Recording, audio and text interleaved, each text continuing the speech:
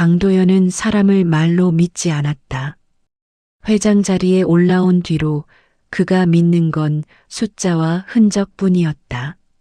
말은 언제든 바뀌었다. 표정은 연습하면 된다. 하지만 카드 결제 내역, 차량 등록, 통화 시간, 계좌 이동 같은 것들은 거짓말을 못했다. 도연은 누군가를 의심하려는 사람이 아니라 이미 수없이 속아본 사람의 방식으로 세상을 보는 사람이었다. 그의 아들 강준호는 그 반대였다.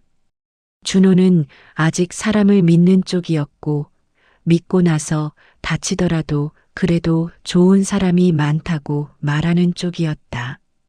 도연은 그게 가끔 답답했고 가끔 부러웠다. 준호가 결혼 얘기를 꺼낸 건 어느 평일 저녁이었다. 가족 식사 자리. 늘 그렇듯 스테이크가 반쯤 남았을 때 준호는 젓가락을 내려놓고 말했다. 아버지, 저 결혼하려고요.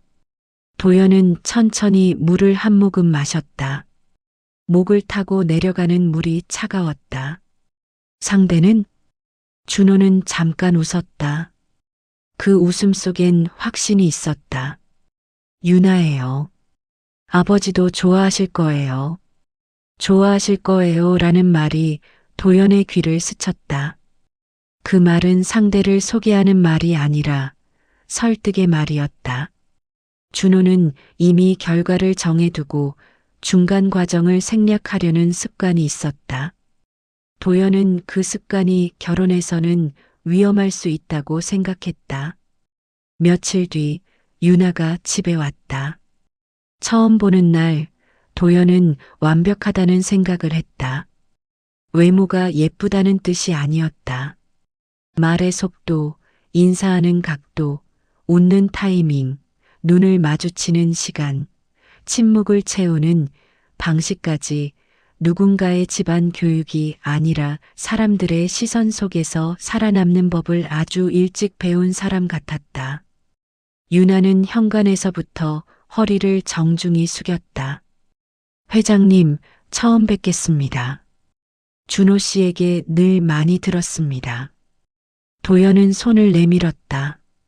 유나는 망설임 없이 손을 잡되 힘을 과하게 주지 않았다. 손끝에서 느껴지는 것은 자신감이 아니라 조절이었다. 식사 자리에서 유나는 과하지 않게 자신을 드러냈다. 대학 이름, 전공, 직장, 봉사활동, 취미, 모든 이야기가 깔끔한 문장으로 정리되어 있었다. 그러면서도 상대가 지루해할 틈을 주지 않았다. 준호가 좋아할 만한 방식이었다. 도연은 그게 더 불편했다. 너무 매끈하면 어디선가 기름이 묻어있기 마련이었다. 유나는 준호의 어머니에게는 특히 정성을 보였다. 어머님 손맛이 정말 제가 배우고 싶어요. 준호 씨가 가정적인 성격인 건 어머님 덕분이죠. 그 말들은 칭찬이었지만 칭찬의 방향이 정확했다. 칭찬이 사람을 기분 좋게 하는 게 아니라 사람을 내 편으로 만드는 도구처럼 느껴졌다. 도연은 표정을 드러내지 않았다. 그가 마음속에서만 체크리스트를 만들고 있다는 걸 유나가 알면 유나는 더 완벽해질 테니까. 식사가 끝나고 차를 마실 때 도연이 물었다. 유나 씨는 준호가 뭐가 좋아서 결혼하려는 겁니까? 유나는 잠깐 눈을 깜빡였다. 그 짧은 순간에 반응이 계산되는 게 보였다. 그리고 웃었다. 준호 씨는 사람을 진심으로 대하는 사람이잖아요. 제가 힘들 때도 한결같이 곁에 있어줬고요. 도연은 고개를 끄덕였다. 그 말은 틀리지 않았다.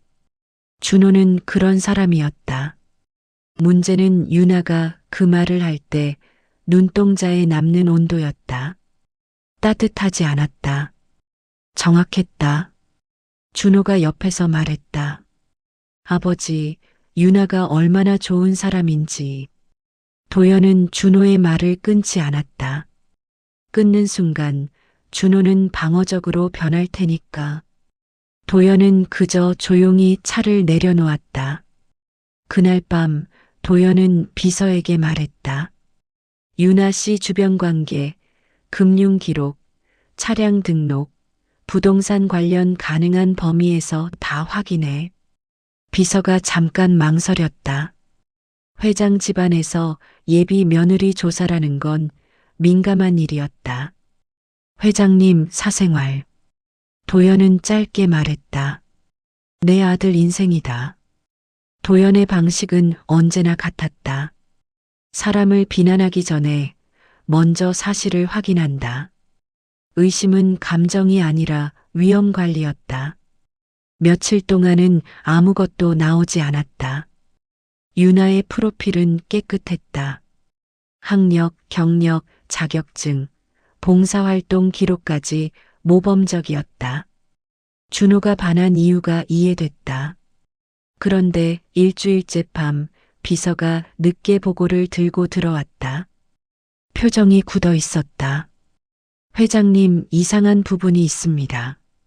도연이 고개를 들었다. 말해. 비서는 조심스럽게 말했다. 유나 씨 명의로 등록된 차량이 최근 2달 사이에 2번 바뀌었습니다. 그리고 그 구매 시점에 맞춰 준호님 계좌에서 큰 금액이 빠져나간 흔적이 있습니다. 용도는 투자로 기재돼 있는데 수취 계좌가 유나 씨 지인으로 추정되는 사람입니다. 도연의 눈이 가늘어졌다. 투자, 차량, 2달, 준호의 돈. 너무 전형적인 구조였다. 도연은 조용히 말했다. 그 지인 누구야? 비서는 다음 장을 넘겼다. 과거 학교 폭력 관련으로 몇 번 문제됐던 인물입니다. 유나 씨와 같은 고등학교 같은 동아리 같은 무리로 기록됩니다. 도연은 그 문장을 듣고도 표정을 바꾸지 않았다. 하지만 속에서 무언가가 아주 천천히 끓기 시작했다. 완벽한 며느리감. 그 완벽함은 정말 인품에서 나온 게 아니라 들키지 않기 위해 다듬어진 포장일 수도 있었다. 도연은 비서에게 말했다. 준호한테는 아직 말하지 마. 그럼 어떻게 하실 건지. 도연은 잠시 생각하다가 낮게 말했다. 내가 직접 확인한다. 그날 밤 도연은 결심했다. 이건 단순히 예비 며느리 검증이 아니라 아들의 인생을 빼먹는 구조를 끊는 일이다. 그리고 그 구조는 대개 사랑이라는 단어 뒤에 숨어 있었다. 도연은 사람을 무너뜨리는데 익숙한 사람이 아니었다. 회장이라는 자리에서 그는 결정에 익숙했을 뿐이다. 결정은 누군가의 인생을 바꾸지만 무너뜨리는 것과는 달랐다. 도연은 스스로를 합리적이라 믿었고 그래서 함부로 폭발하지 않았다. 대신 조용히 더 깊게 파고들었다. 파고들수록 표면이 멀쩡한 것들이 속에서 얼마나 빨리 썩는지 그는 너무 많이 봤다. 유나의 완벽함은 조금씩 균열을 냈다. 균열은 실수에서 오지 않았다. 오히려 너무 완벽해서 의심이 생겼다. 준호가 회사 근처 카페에 앉아 있을 때도 유나는 항상 오빠 바쁘지? 내가 맞출게. 라고 말했다. 준호가 약속 시간을 바꾸면 괜찮아. 내가 최우선이지. 라고 웃었다. 사랑이 아니라 관리처럼 느껴지는 대목들이 있었다. 준호는 그걸 배려로 받아들였고 도연은 그걸 통제의 기술로 봤다. 도연은 유나의 주변을 더 넓게 확인했다. 연락 빈도, 동선, 만나는 사람들. 유나가 직장 회식이라고 말한 날 실제로는 다른 지역에서 결제가 일어난 적이 있었다. 고급 술집, 심야, 같은 가게에서 반복되는 남성 이름의 예약자. 하나하나만 보면 우연이었다. 하지만 우연은 반복될수록 의도가 된다. 비서가 가져온 자료에는 이런 것도 있었다. 준호가 유나에게 송금한 금액이 소액으로 쪼개져 있었다. 한 번에 크게 보내면 흔적이 남는다. 그래서 생활비, 선물, 급한 일, 병원비 이유를 여러 개로 분산해 보냈다. 준호는 그게 사랑이라고 믿었을 것이다. 유나가 말했을 테니까. 나 진짜 급해. 내가 나중에 다 갚을게. 오빠 아니면 내가 누구한테 말을 해. 도연은 준호를 불러 따로 술을 마셨다. 아들을 몰아붙일 생각은 없었다. 아들은 사랑에 빠졌고 사랑에 빠진 사람은 논리보다 감정으로 움직인다. 도연이 너무 세게 말하면 준호는 유나를 지키려고 할 것이다. 도연은 그걸 원치 않았다. 준호가 유나를 지키기 전에 스스로 깨닫게 해야 했다. 도연이 잔을 내려놓고 말했다. 준호야, 내 아버지, 너 요즘 돈 어디에 쓰냐? 준호는 잠깐 멈칫하더니 웃었다. 뭐 결혼 준비도 있고, 유나도 요즘 이것저것 하느라. 도연은 더 묻지 않았다. 대신 짧게 던졌다. 차도 사줬냐? 준호의 얼굴이 굳었다. 아버지, 그건. 도연은 목소리를 낮췄다. 내가 아는 게 맞으면 지금 인정하는 게 낫다. 준호는 입술을 깨물었다. 그리고 결국 말했다.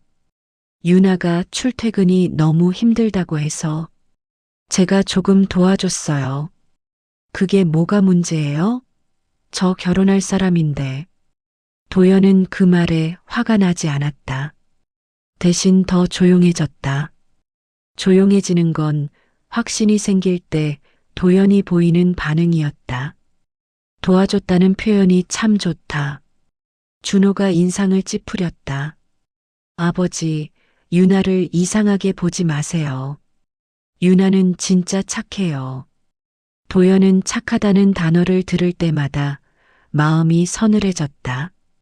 착한 사람은 보통 착하다고 스스로 말하지 않는다. 그리고 누군가가 착하다고 강하게 주장할수록 그 안에는 지키고 싶은 이미지가 숨어 있다. 도연은 잔을 한 번 더 채웠다. 준호야, 결혼은 좋다. 근데 결혼은 서로가 있어야 한다. 그게 무슨 말이에요? 너만 주고 있으면 그건 결혼이 아니라 후원이야. 준호가 목소리를 높였다. 아버지, 그렇게 말하지 마요. 유나도 저한테 엄청 잘해요. 진짜 저한테는. 도연은 아들의 말을 끊지 않았다. 다만 한 문장을 던졌다. 그럼 유나는 너한테 뭘 해줬냐? 준호는 말문이 막혔다.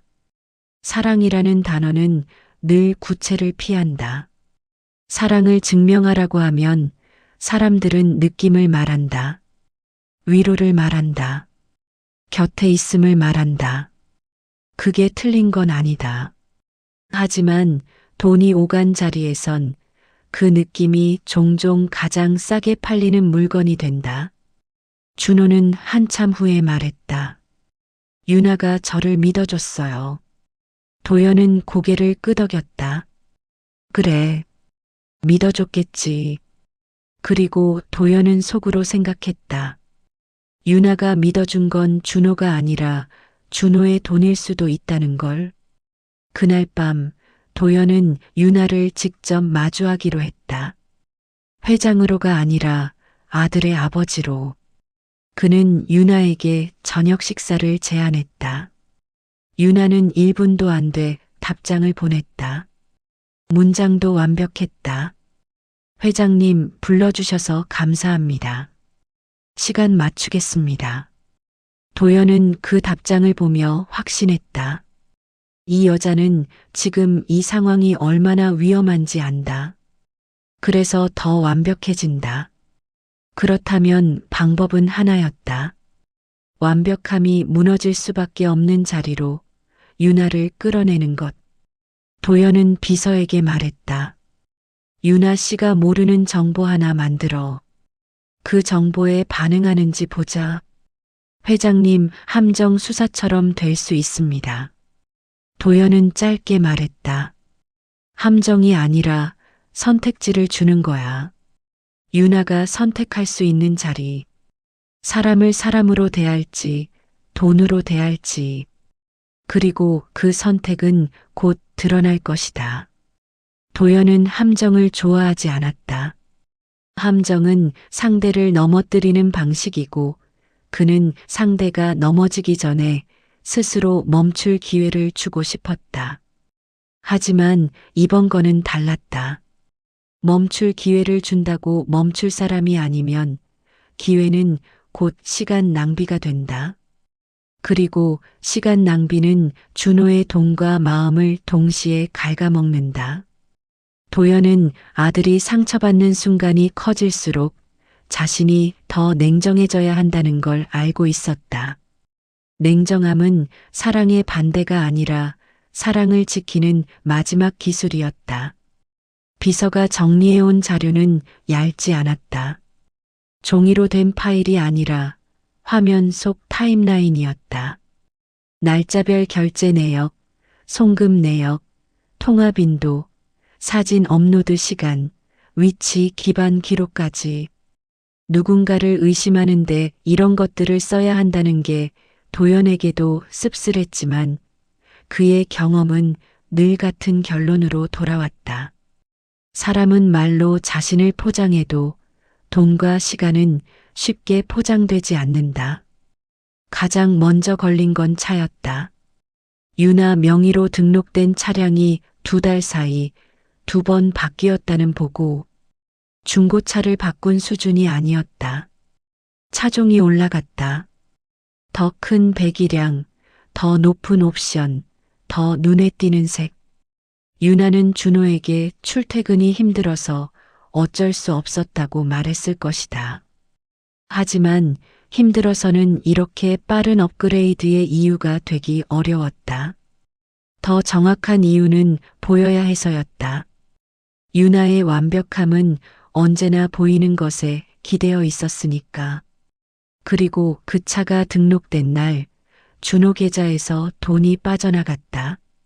투자로 적힌 송금. 수취인은 유나의 지인으로 추정되는 사람. 비서가 붙인 메모에는 짧게 적혀 있었다. 고등학교 동창, 문제 전력 다수, 폭력 사건 연루. 도연은 그 단어들을 읽고도 표정을 바꾸지 않았다. 그의 머릿속에서는 이미 그림이 그려지고 있었다. 유나가 과거를 완전히 지웠다고 믿는 방식, 그리고 그 과거가 현재의 인간관계에서 어떤 기능을 하는지. 완벽한 며느리감의 말투, 봉사활동, 자격증, 웃음, 그것들은 지금 유나가 보여주고 싶은 얼굴이다. 반면 고등학교 동창과 심야 술집 결제, 반복되는 남성 이름 예약, 그것들은 숨기고 싶은 얼굴이다. 문제는 숨기고 싶은 얼굴이 돈을 타고 계속 움직인다는 점이었다. 도연은 지인의 신상을 더 깊게 파괴했다. 전과 여부는 애매했다. 처벌이 확정되지 않은 사건들이 많았다. 대신 그 주변에 붙은 사람들의 이름이 도연을 멈추게 했다. 유나의 고등학교 시절 사진 속에 지금도 SNS에서 활동하는 계정들이 있었다. 사진 속 아이들은 교복을 입고 웃고 있었다. 하지만 댓글의 결은 거칠었다. 특정 누군가를 조롱하는 말투, 돈과 차를 과시하는 방식, 우리라는 말로 뭉쳐서 타인을 밀어내는 분위기. 도연은 그 분위기가 너무 익숙했다. 회사에서도 정치에서도 어디서나 그런 무리는 같은 방식으로 권력을 휘두른다. 도연은 준호에게는 아무 말도 하지 않았다. 아들이 유나를 지키려고 들기 전에 유나가 스스로 선택을 하게 만드는 게 먼저였다. 그래서 도연은 비서에게 지시했다. 유나가 모르는 정보 하나 만들어. 비서가 조심스레 물었다. 어떤 정보 말씀이십니까? 도연이 말했다. 준호가 새로 산 아파트. 계약이 끝난 것처럼 보이게. 단 실제로는 아직 최종 서명 전인 상태로. 비서가 눈을 크게 떴다. 회장님, 준호님이 이미 계약을 진행 중인 건 맞다. 그런데 유나가 그 사실을 어느 순간 알게 되는지, 그리고 그걸 누구에게 먼저 말하는지 봐야 한다. 도연의 목적은 단순했다. 유나가 준호의 결혼 상대로서 진심이라면 집 문제를 둘의 계획으로 다룰 것이다. 그러나 유나가 준호의 돈을 자원으로 본다면 그 정보를 다른 곳에 먼저 흘릴 가능성이 높다. 특히 그녀의 과거 무리 혹은 다른 남자들에게. 도연은 그 다른 남자라는 단어를 쉽게 쓰고 싶지 않았다. 하지만 자료는 이미 그 가능성을 보여주고 있었다. 유나의 심야 결제 동선에서 반복 등장하는 남성들이 있었다. 이름이 아니라 패턴으로. 특정 요일, 특정 시간, 특정 가게. 그리고 그 사이사이에 준호의 송금이 끼어 있었다. 며칠 뒤 도연은 유나와 단둘이 마주 앉았다. 호텔 라운지. 유나는 자리보다 10분 먼저 와 있었다. 준비된 미소, 준비된 자세, 준비된 말투. 도연은 그 준비가 오히려 인간적이지 않다고 느꼈다. 사람이 긴장하면 실수도 한다. 그런데 유나는 실수 대신 완벽을 꺼냈다. 완벽은 언제나 연기와 닮아 있다. 회장님, 이렇게 따로 시간 내주셔서 감사합니다. 도연은 가볍게 고개를 끄덕였다. 준호랑 결혼 준비는 잘 돼가나? 네. 준호 씨가 너무 잘해줘서요. 유나는 말끝을 살짝 올려 웃었다. 눈도 웃는 척했다. 도연은 그 웃음이 진짜인지 확인하려고 하지 않았다. 도연이 보고 싶은 건 웃음이 아니라 반응이었다. 도연은 대화 중간에 아주 자연스럽게 준비된 정보를 던졌다. 아, 준호가 집 계약건도 거의 마무리라던데. 유나의 눈동자가 아주 미세하게 커졌다. 1초도 안 되는 시간. 하지만 도연은 그 1초를 잡았다. 유나는 바로 미소를 더 넓혔다. 아, 네, 준호 씨가 얘기해줬어요. 거짓말이었다.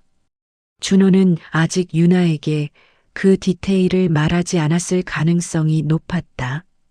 준호는 완성된 걸 보여주고 싶어하는 성격이었고 도연이 일부러 정보 흐름을 막아놨기 때문이다. 유나가 얘기해줬다고 말한 순간 도연은 확신에 가까운 감각을 느꼈다. 이 여자는 지금 몰랐다는 사실을 들키면 불리하다는 걸 알고 있다. 그래서 아는 척을 한다. 아는 척은 관계를 유지하는 기술이고 동시에 관계를 이용하는 기술이다. 도연이 더 물었다. 어디 쪽인지도 알아? 유나는 잠깐 멈칫했다. 그리고 너무 빠르게 대답했다. 네, 강남 쪽 아니, 접근성 좋은 쪽이요. 대답이 흔들렸다. 정확한 지역을 모른다는 뜻이었다. 하지만 유나는 곧바로 말을 덧붙였다. 저는 사실 집보다 준호 씨랑 같이 살아가는 게 중요해서요. 그 말은 교과서 같았다.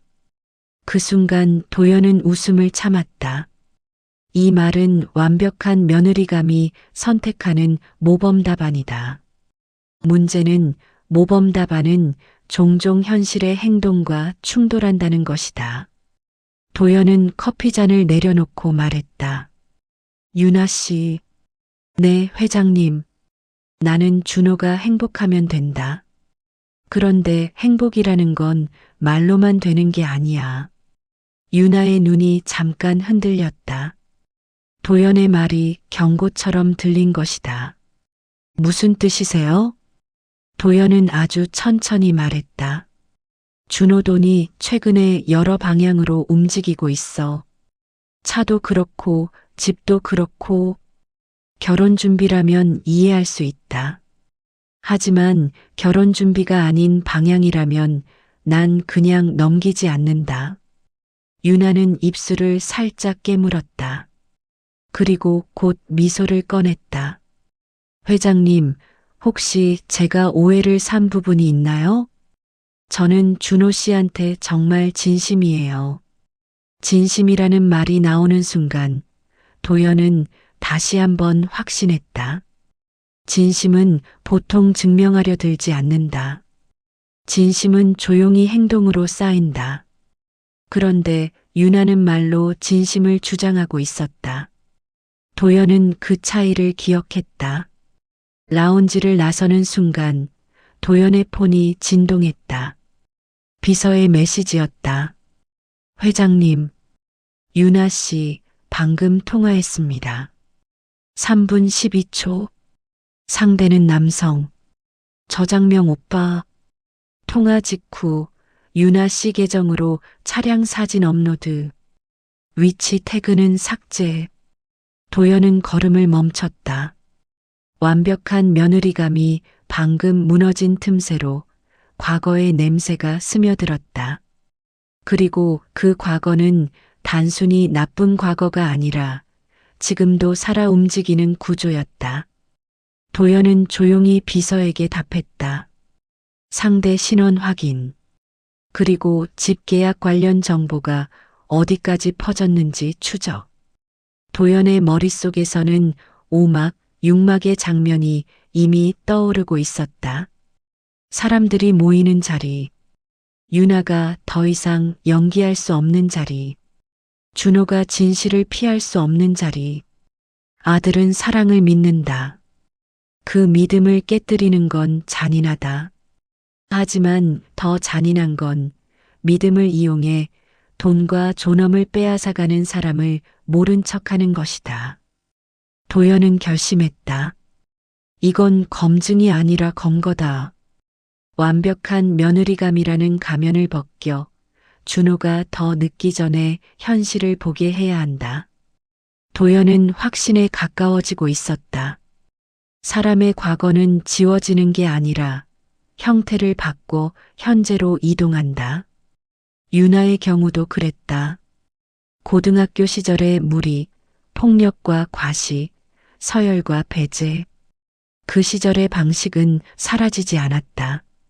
다만 지금은 교복 대신 명품을 입고 주먹 대신 미소를 쓰고 위협 대신 연약함을 내세울 뿐이었다. 비서가 정리해온 자료에는 한 가지 공통점이 있었다. 유나의 주변 남자들은 모두 잠깐씩 등장했다. 오래 남지 않았고 깊이 들어오지 않았다. 대신 돈이 필요할 때, 차가 바뀔 때, 집 얘기가 나올 때 반복적으로 등장했다.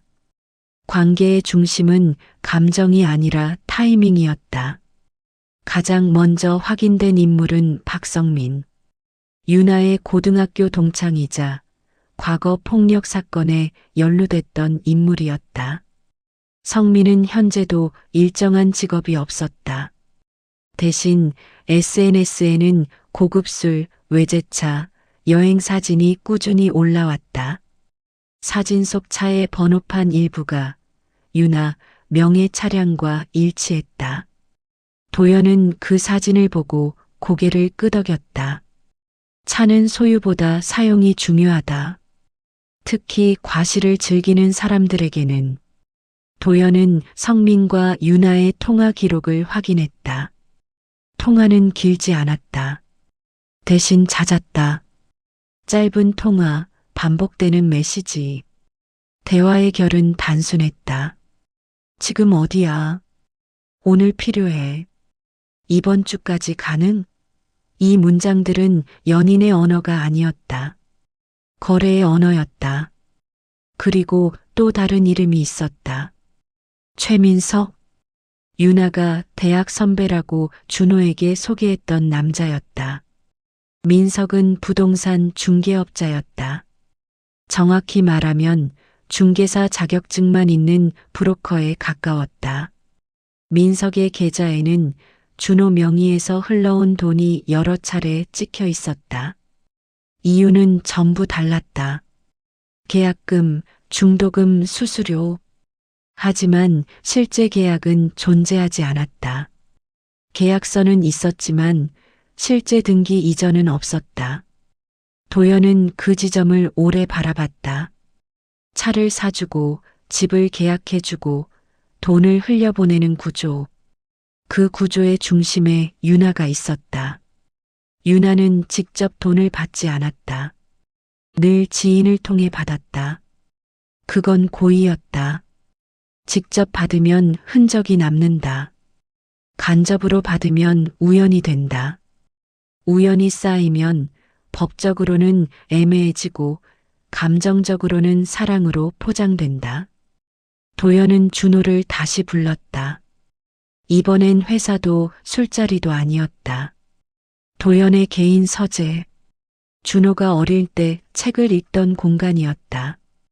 그 공간은 준호에게 아직도 안전한 장소였다. 앉아.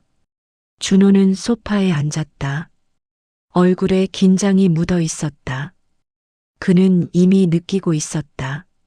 아버지가 더 이상 결혼을 반대하는 아버지가 아니라 무언가를 알고 있는 사람이라는 걸.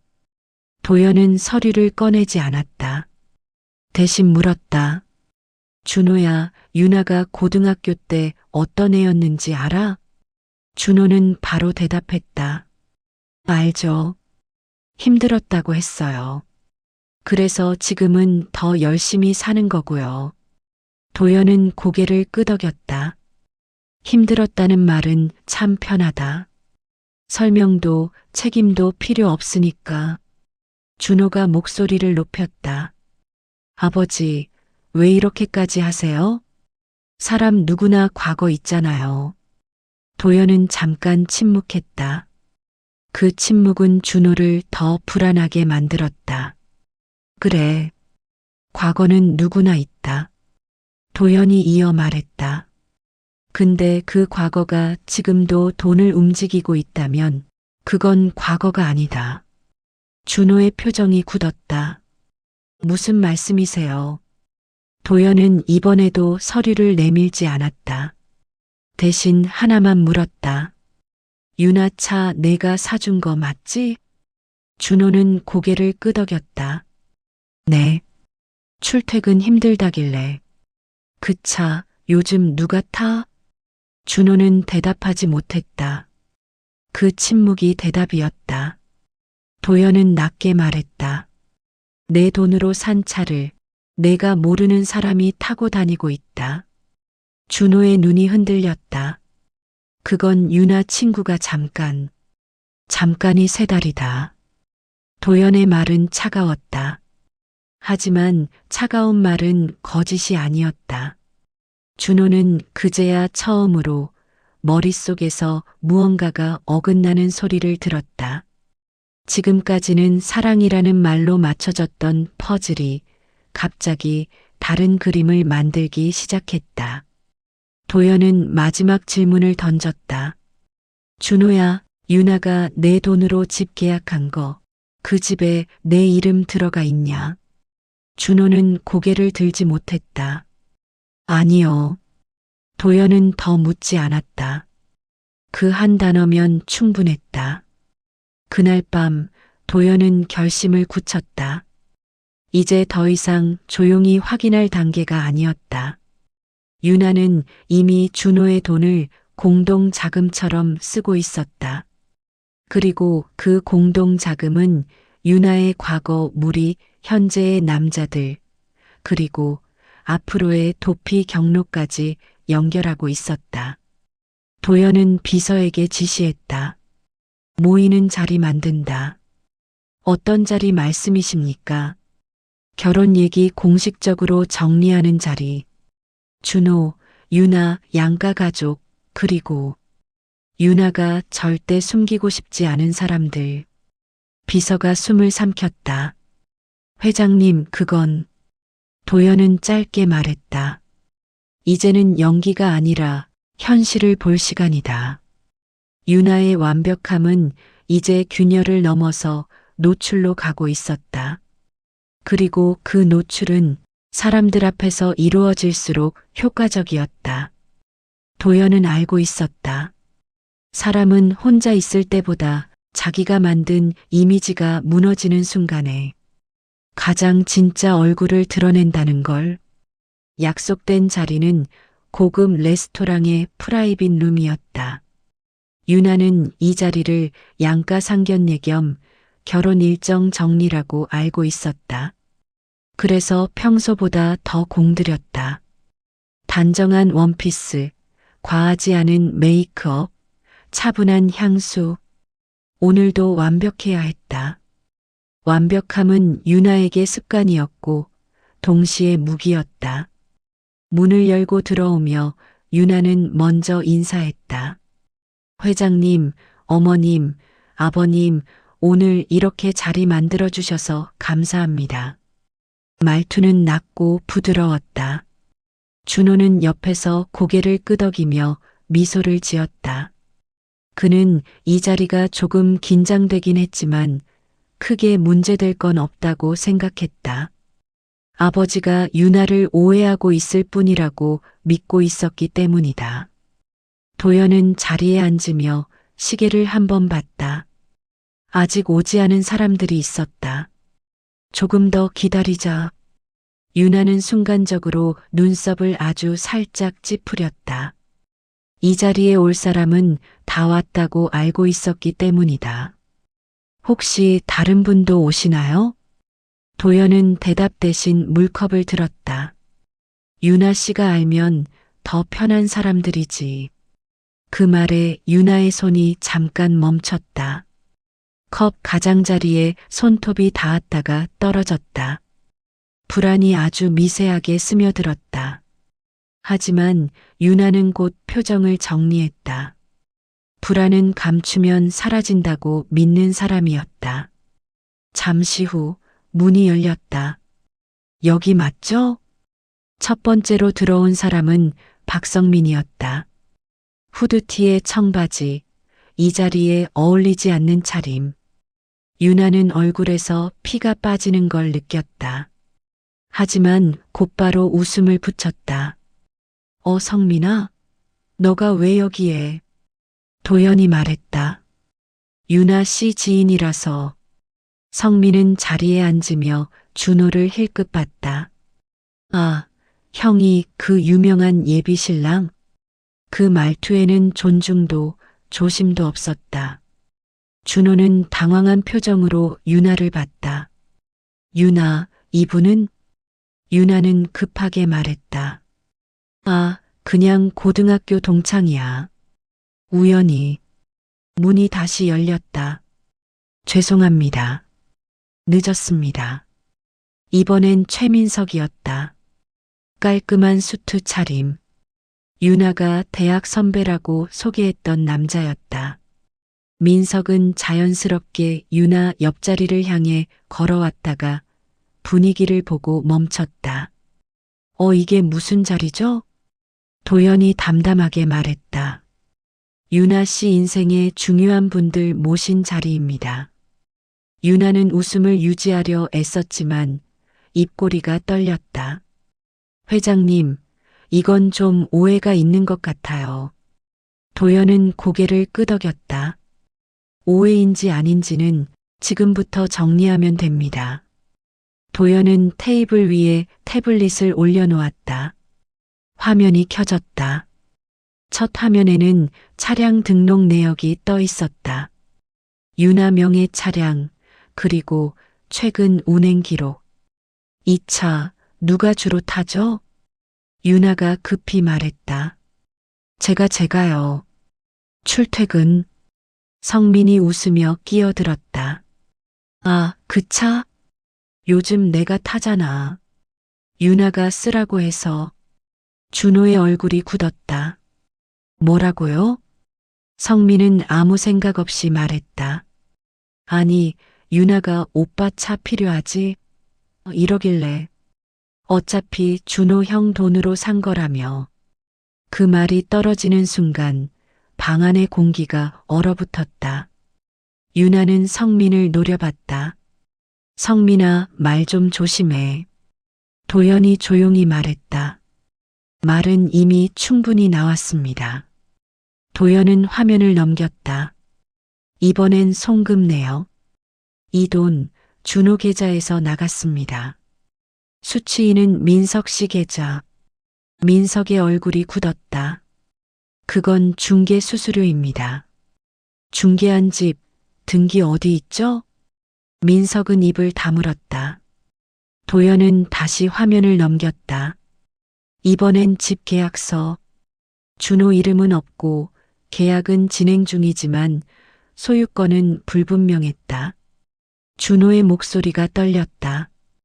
유나, 이게 뭐야? 유나는 자리에서 일어나며 말했다. 준호야, 이건 다 오해야. 내가 설명할 수 있어. 도연이 단호하게 말했다. 설명은 지금까지 충분히 들었습니다. 이제는 사실만 말하죠. 유나는 울음을 끌어올리려 했다. 눈이 젖었다. 회장님, 저는 그냥 너무 힘들어서 주변에서 도와준 거예요. 도연이 물었다. 도와준 사람들한테 왜 준호 돈이 흘러갑니까? 유나는 말을 잇지 못했다. 그 틈을 성민이 채웠다. 아니, 왜 이렇게까지 몰아가요? 유나가 좀 도움받은 게 뭐가 그렇게 큰 죄야? 도연이 성민을 봤다. 도움과 착취는 다릅니다. 민석이 조심스럽게 말했다. 회장님, 이건 개인 간의 문제지. 도연이 말을 끊었다. 아닙니다. 이건 제 아들의 돈과 인생이 걸린 문제입니다. 준호는 고개를 떨군 채 물었다. 유나, 너 나랑 결혼할 생각 진짜 있었어? 유나는 울먹이며 말했다. 당연하지. 너 아니면 내가 누구랑. 도연이 낮게 말했다. 그럼 왜 준호 이름 없는 집을 계약했죠? 유나의 입술이 떨렸다. 말이 나오지 않았다. 도연은 마지막으로 말했다. 오늘 이 자리는 유나 씨를 망신 주기 위한 자리가 아닙니다. 유나가 고개를 들었다. 그럼요. 더 늦기 전에 이 구조를 끊기 위한 자리입니다. 준호는 천천히 자리에서 일어났다. 그의 얼굴에는 분노보다 붕괴가 있었다. 유나, 나한테 한 번만. 진짜 말해줘. 유나는 끝내 대답하지 못했다. 완벽한 며느리감의 가면은 이 자리에서 처음으로 아무 말도 못하는 얼굴로 무너지고 있었다. 프라이빗 룸의 공기는 더 이상 식당의 공기가 아니었다. 음식 냄새도 접시 부딪히는 소리도 사라졌다. 남아있는 건 서로의 숨소리와 이미 돌아갈 수 없다는 걸 아는 사람들의 눈빛뿐이었다. 준호는 여전히 서서 있었다. 앉을 수 없었다. 앉는 순간 이 모든 게 현실이 된다는 걸 인정해야 할 것 같았기 때문이다. 유나는 그걸 봤다. 그래서 울음을 더 키웠다. 유나는 울음이 어떻게 작동하는지 잘 아는 사람이었다. 언제 목소리를 떨면 되는지, 언제 말을 끊어야 상대가 상상으로 채우는지, 고등학교 때도 대학 때도 그리고 지금까지도 그 방식은 통했다. 오늘도 통할 거라고 믿었다.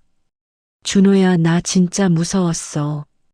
유나는 테이블을 돌아 준호 쪽으로 다가왔다. 손을 뻗으려다 멈췄다. 잡으면 거부당할 수도 있다는 계산이 섰기 때문이다. 너희 집 너무 큰 집이잖아. 회장님이라는 존재가 나한텐 너무. 그래서 준호의 목소리가 낮게 끊어졌다. 유나는 잠깐 당황했다. 준호가 이렇게 말을 자른 적은 거의 없었다. 그래서 내가 실수도 하고 판단을 잘못한 것도 있고. 실수? 준호가 웃었다. 웃음은 짧고 텅 비어 있었다.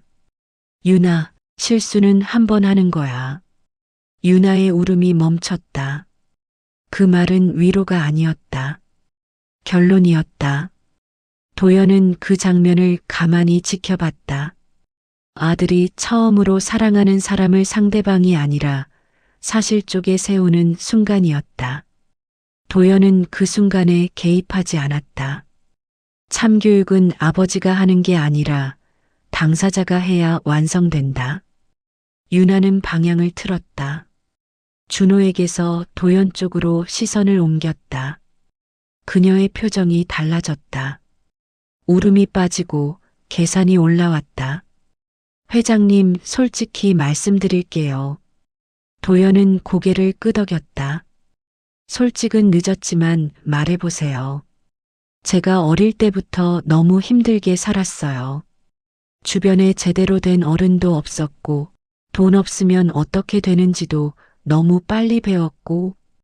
유나는 말을 멈추고 도연의 반응을 살폈다. 동정이 나오는지 아니면 짜증이 올라오는지. 도연은 표정을 바꾸지 않았다. 그래서 유나는 더 밀어붙였다. 그래서 사람을 믿는 방법을 잘 몰랐어요. 준호 씨가 처음으로 안정이었고요. 도연이 물었다. 그래서 준호 돈으로 차를 사고 집을 계약하고 다른 남자들한테 흘렸습니까? 유나는 입을 다물었다. 도연의 말은 질문이 아니었다. 정리였다. 성민이 참지 못하고 끼어들었다. 아니, 회장님. 유나만 나쁜 사람 만드는 건 좀. 도연의 시선이 성민에게 꽂혔다. 성민은 말을 잇지 못했다. 당신은 이 자리에 발언권이 없습니다. 도연의 목소리는 크지 않았다. 하지만 그 한 문장은 성민을 완전히 눌렀다. 성민은 그제야 이 자리가 말로 싸우는 자리가 아니라는 걸 깨달았다. 민석이 조심스럽게 말했다. 회장님, 이 정도면 충분하지 않습니까? 이미 결혼도 중단되는 게 아니라 차단되는 겁니다. 도연이 말했다. 이건 감정 문제 아닙니다. 구조 문제입니다. 도연은 태블릿을 다시 켰다. 이번엔 통화 기록이었다. 유나의 번호, 성민, 민석, 그리고 또 다른 남자 둘. 이름은 저장명으로만 보였다. 오빠, 선배, 대표님. 이 통화들 준호와 사귄 이후에도 계속됐습니다. 유나가 소리쳤다. 그건 그냥이라는 말은 책임을 지지 않을 때 쓰는 말입니다. 도연이 말을 자르며 말했다. 준호가 천천히 고개를 들었다. 그의 눈은 젖어 있었지만 흔들리지는 않았다. 유나, 준호야. 나한테 왜 그랬어? 그 질문은 비난이 아니었다. 마지막 기회였다. 유나는 그 기회를 잡을 수도 있었다. 미안하다고 말하고 욕심냈다고 인정하고 모든 걸 내려놓을 수도 있었다. 하지만 유나는 그 길을 선택하지 않았다. 유나는 지금까지 살아남아온 방식으로 움직였다. 난 살아야 했어. 그 말은 진심이었다. 그리고 동시에 가장 잔인한 변명이었다. 준호는 고개를 끄덕였다. 그래, 살아야 했겠지. 잠시 침묵이 흘렀다. 그리고 준호가 말했다. 근데 내 인생까지 써도 되는 건 아니야. 그 말이 떨어지는 순간 유나의 얼굴이 완전히 무너졌다. 이건 아버지의 판단도 사회적 압박도 아니었다. 유나가 붙잡고 있던 마지막 줄, 준호가 직접 놓아버린 순간이었다. 도연이 그제야 자리에서 일어났다. 유나 씨. 유나는 반사적으로 고개를 들었다. 오늘부로 준호와의 결혼 준비는 전면 중단됩니다. 유나는 울부짖듯 말했다. 그럼 전 뭐가 되죠? 도연은 아주 차분하게 말했다. 아무것도 아닙니다. 그 말은 모욕이 아니었다. 사실이었다. 누군가의 예비 며느리, 누군가의 보호 대상, 누군가의 후원 프로젝트. 그 모든 위치에서 내려오세요. 유나는 바닥에 주저앉았다. 울음이 터졌지만 이번엔 아무도 반응하지 않았다. 울음이 통하지 않는 순간 사람은 자기 민낯과 마주한다. 도연은 마지막으로 말했다. 법적인 문제는 따로 정리될 겁니다. 부당이득, 차명의, 허위 계약. 모두. 유나가 떨리는 목소리로 말했다. 회장님, 저 망하게 하실 거예요? 도연은 잠시 생각하다가 대답했다. 망하게 하는 건 아닙니다. 그리고 분명하게 말했다. 돌려놓는 겁니다. 당신이 만들어 놓은 자리에서. 준호는 더 이상 유나를 보지 않았다. 그 시선의 부재가 이 모든 말보다 더 큰 참교육이었다. 레스토랑을 나서는 순간 유나는 처음으로 바깥 공기가 차갑다는 걸 느꼈다. 실내에서는 울음이 통하지 않아도 문을 나서면 누군가는 붙잡아 줄 거라고 생각했다. 늘 그랬다. 학교에서도 사회에서도 그리고 준호 앞에서도 문만 나서면 상황은 바뀌었다. 하지만 이번에는 아니었다. 문은 닫혔고 그 안에서 끝난 이야기는 바깥으로 이어지지 않았다. 주차장에는 사람들이 없었다. 성민과 민석은 이미 사라졌다. 빠르게 판단하는 사람들은 늘 먼저 도망간다. 유나는 그 사실을 알면서도 그들이 이렇게까지 빨리 자신을 버릴 줄은 몰랐다. 도움을 받을 때는 그렇게 다정하더니 책임이 보이자 연락도 없이 흩어졌다. 유나는 핸드폰을 꺼내 통화 기록을 눌렀다. 오빠, 선배, 대표님. 신호음만 가고 아무도 받지 않았다. 그제야 유나는 깨달았다. 자기가 만들었던 관계는 자기를 보호하기 위한 관계가 아니라 자기를 이용하기 위한 관계였다는 걸. 그리고 그 관계의 중심에 있던 건 사랑도 우정도 아니었다. 준호의 돈, 준호의 이름, 준호의 집안. 그걸로 묶인 느슨한 동맹이었다. 며칠 뒤 유나의 일상은 급격히 바뀌었다. 먼저 차였다. 정확히 말하면 차를 돌려달라는 연락이 왔다. 명예 문제, 보험 문제, 사용 내역. 그동안 대수롭지 않게 넘겼던 단어들이 현실적인 무게로 떨어졌다. 유나는 처음으로 명이라는 단어가 이렇게 무서울 수 있다는 걸 알았다.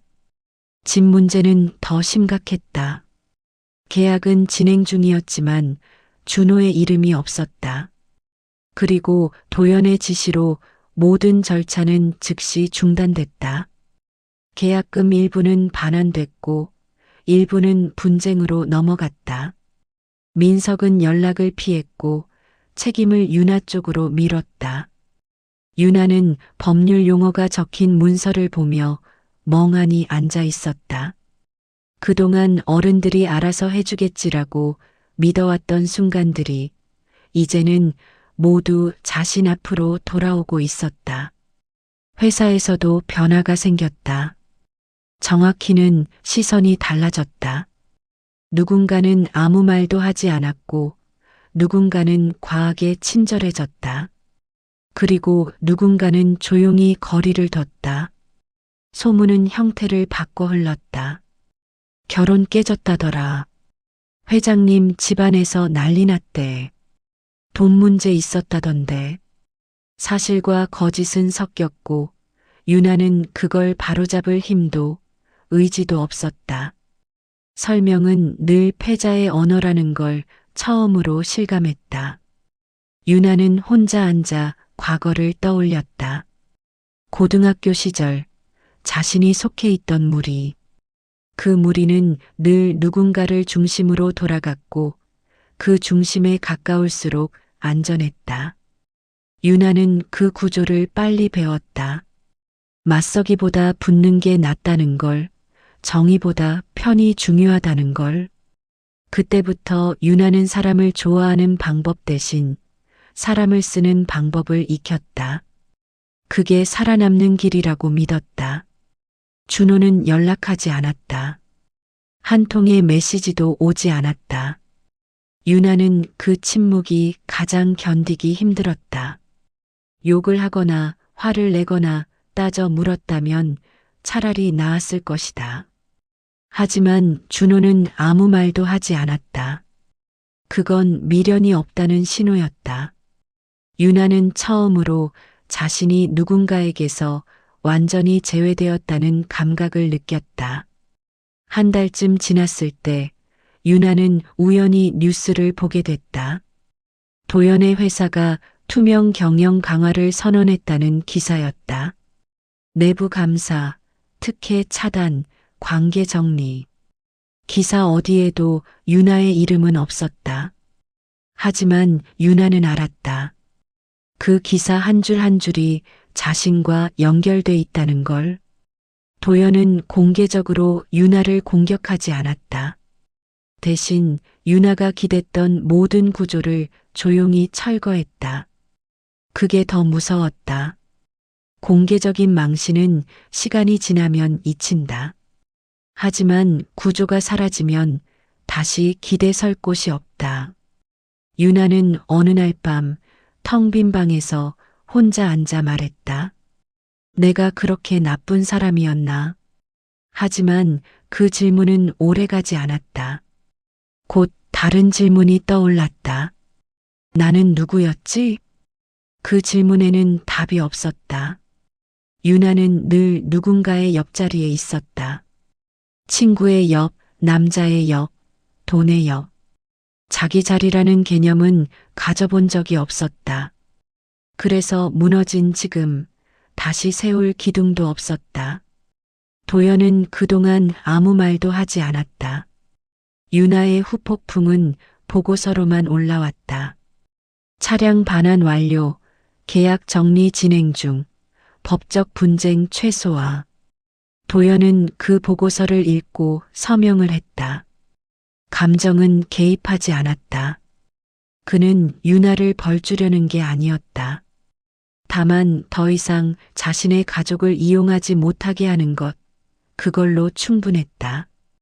준호는 아버지에게 말했다. 아버지, 고맙습니다.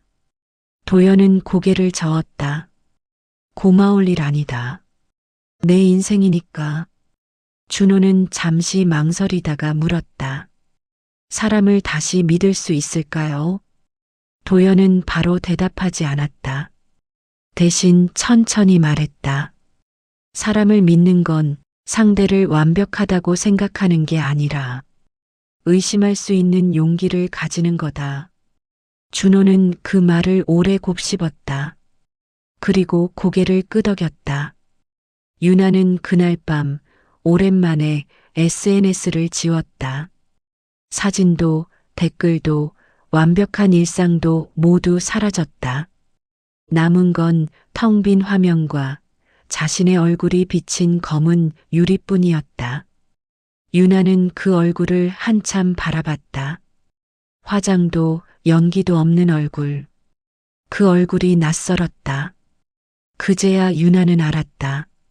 자신이 잃은 건 결혼도 돈도 아니었다. 가면을 쓰고 살아온 시간 전체였다. 그리고 그 가면은 다시 쓰기엔 너무 많은 대가를 요구하고 있었다. 비가 오지 않는 날이었다. 이상할 만큼 하늘은 맑았고 바람도 잔잔했다. 큰 사건이 끝난 뒤의 날씨는 늘 그렇다. 마치 세상이 아무 일도 없었다는 듯 굴 때 사람만이 혼자 흔들린다. 준호는 회사 근처 공원을 천천히 걸었다. 이어폰을 끼지 않았다. 음악이 들어오면 생각이 흐트러질 것 같았다. 그는 지금 생각이 흐트러지지 않기를 바랐다. 결혼식장을 알아보러 다니던 시기와 같은 길이었다. 그땐 모든 풍경이 함께라는 단어로 보였다. 벤치도 나무도 커피숍도 둘이 앉는 그림으로 먼저 떠올랐다. 지금은 달랐다. 벤치는 그냥 벤치였고 나무는 그냥 나무였다. 그 단순함이 준호에게는 오히려 안정처럼 느껴졌다. 더 이상 상상으로 자신을 속이지 않아도 되니까. 준호는 휴대폰을 꺼냈다가 다시 넣었다. 유나에게서 연락은 오지 않았다. 아니, 정확히 말하면 연락할 자격이 남아있지 않았다. 준호는 그 사실을 인정하는데 시간이 걸렸다. 마음은 여전히 과거에 있었지만 선택은 이미 끝났다는 걸 그는 알고 있었다. 선택이 끝난 뒤에 남는 건 미련이 아니라 책임이었다. 회사에서는 아무도 직접 묻지 않았다. 사람들은 눈치가 빨랐고 동시에 잔인할 만큼 현실적이었다. 결혼이 깨졌다는 소문은 빠르게 돌았지만 그 이유는 각자의 입맛대로 바뀌어 있었다. 준호는 굳이 바로잡지 않았다. 설명은 늘 패자의 몫이라는 걸 이번 일로 충분히 배웠다. 도연은 이전과 다름없이 출근했다. 회장실은 늘 정돈되어 있었고 일정표는 빼곡했다. 하지만 도연의 하루에는 작은 변화가 있었다.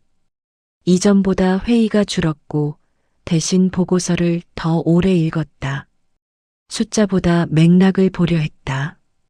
누군가의 성과 뒤에 어떤 관계가 얹혀 있는지, 누군가의 기회가 누구의 돈과 이름을 밟고 있는지. 도연은 이번 일을 계기로 자신의 방식도 점검하고 있었다. 비서가 말했다. 회장님, 유나 씨 관련 건은 대부분 정리됐습니다. 도연은 고개를 끄덕였다. 법적으로 문제될 건? 민영사상 크게 번질 건 없습니다. 다만 예전 지인들과의 금전 관계는 아직 그건 본인 몫이야. 도연의 말은 차가웠지만 비인간적이지는 않았다. 그는 유나를 끝까지 몰아붙이지 않았다. 다만 더 이상 보호하지 않았을 뿐이었다. 보호받지 못하는 순간 사람은 자기 선택의 무게를 온전히 감당해야 한다. 도연은 그게 벌보다 더 공정한 처벌이라고 믿었다. 유나는 작은 원룸에 있었다. 이전에 살던 집과 비교하면 초라했지만 이번엔 자기 이름으로 계약한 집이었다. 보증금도 월세도 스스로 책임져야 했다. 처음엔 그 사실이 무서웠다. 하지만 며칠이 지나자 이상하게도 잠은 더 잘 왔다. 누구 눈치를 보지 않아도 됐고 누구의 기대를 연기하지 않아도 됐다. 유나는 거울 앞에 서서 얼굴을 오래 바라봤다. 화장을 하지 않은 얼굴. 예전 같았으면 바로 불안해졌을 얼굴이었다. 하지만 지금은 달랐다. 예쁘지도 완벽하지도 않았지만 적어도 거짓말은 아니었다. 유나는 그 사실이 낯설면서도 이상하게 편했다. 그녀는 과거를 떠올렸다. 고등학교 시절 무리 속에서 웃고 있던 자신. 그 웃음이 진짜였는지 살아남기 위한 표정이었는지 이제는 구분이 갔다. 그때의 선택들이 지금의 자신을 만들었다. 그리고 그 선택들은 누군가의 탓으로 돌릴 수 없었다. 유나는 처음으로 자신의 인생을 핑계 없이 바라봤다. 준호는 어느 날 아버지와 식사를 했다. 둘만의 식사였다. 괜찮아졌냐? 도연의 질문은 짧았다. 준호는 잠시 생각하다가 말했다. 괜찮아졌다는 말보다는 이제 안 속일 수 있을 것 같아요. 도연은 그 대답이 마음에 들었다. 그럼 됐다. 아버지는 후회 안 하세요? 도연은 잠깐 고개를 들었다가 다시 접시를 봤다. 후회는 한다. 내가 사람을 너무 늦게 봤다는 건 그래도 필요한 일이었다. 도연은 더 말하지 않았다. 설명이 길어질수록 자신의 판단이 흔들릴 수 있었다. 도연은 흔들리지 않기 위해 말수를 줄이는 사람이었다. 며칠 뒤 준호는 유나에게서 한 통의 메시지를 받았다. 길지 않았다. 미안해. 그리고 고마워. 적어도 이제는 거짓말 안 해도 되니까. 준호는 한참을 그 메시지를 보고 있었다. 답장은 하지 않았다. 답장을 하는 순간 과거와 다시 연결될 것 같았다. 그는 그 연결이 필요하지 않다는 걸 알고 있었다. 준호는 메시지를 지웠다. 그리고 휴대폰을 내려놓았다. 유나는 그날 밤 처음으로 스스로에게 물었다. 나는 앞으로 어떻게 살지? 그 질문에는 아직 답이 없었다. 하지만 이번엔 답을 누군가에게서 빌리고 싶지 않았다. 천천히 서툴게 실패하더라도 자기 몫으로 살고 싶었다. 그게 너무 늦은 선택일지도 모른다는 걸 알면서도 도연은 창밖을 보며 생각했다.